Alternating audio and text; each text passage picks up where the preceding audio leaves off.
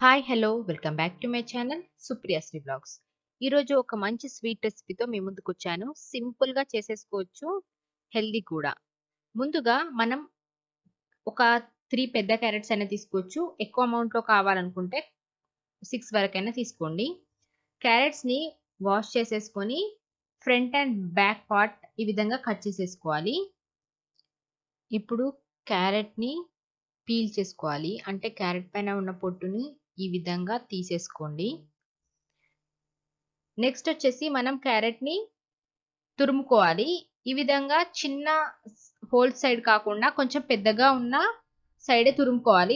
లేదంటే మన క్యారెట్ హల్వా చేశాక అది మొత్తం పేస్ట్ లాగా అయిపోతుంది. అలా కాకుండా పంటి కింద తగులుతూ ఉంటే టేస్ట్ చాలా బావుంటుంది.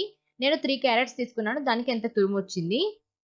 నెక్స్ట్ ఇందులో ఒక గ్లాస్ పాలని వేడి చేసుకొని ఈ విధంగా బాయిల్ అయ్యాక పక్కన పెట్టేసుకోవాలి.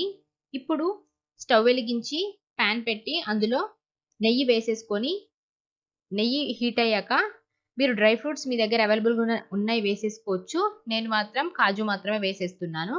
ఈ విధంగా గోల్డెన్ బ్రౌన్ కలర్‌లోకి వచ్చాక వాటిని ఒక బౌల్‌లో తీసేసి పక్కన పెట్టేసుకోవాలి.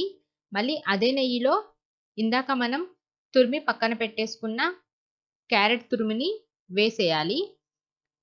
క్యారెట్ తురుమంతా కాస్త మగ్గే వరకు ఈ విధంగా కలిపేసుకొని మగ్గనిచ్చాక అందులో మీ టేస్ట్‌కి సరిపడా షుగర్ వేసేసుకోండి. తక్కువ తినేవాళ్ళు తక్కువ వేసుకోవచ్చు. ఎక్కువ స్వీట్ ఇష్టపడే వాళ్ళు కాస్త ఎక్కువైనా వేసేసుకోవచ్చు. ఈ విధంగా మంచిగా కలిపేసి కాసేపు మగ్గనిస్తే షుగర్, క్యారెట్ కలిసేసి మనకి ఈ విధంగా సిరప్ అనేది వస్తుంది బయటికి.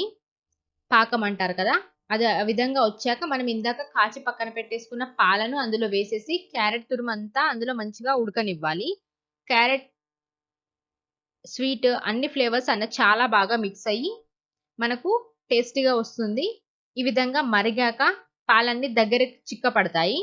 చిక్కపడి హల్వా మొత్తం మనకి ఈ విధంగా దగ్గరవుతుంది. ఆ టైంలో మనం ఇందాక పెట్టేసుకున్న డ్రై ఫ్రూట్స్ అనేవి అందులో వేసేసుకొని చక్కగా కలిపితే డ్రై ఫ్రూట్స్ ఫ్లేవర్ కూడా హల్వాకి చాలా బాగా పట్టేస్తుంది. ఈ విధంగా మొత్తం దగ్గర పడ్డాక మన రెసిపీ రెడీ అయినట్టే సర్వ్ చేసేసుకోవచ్చు.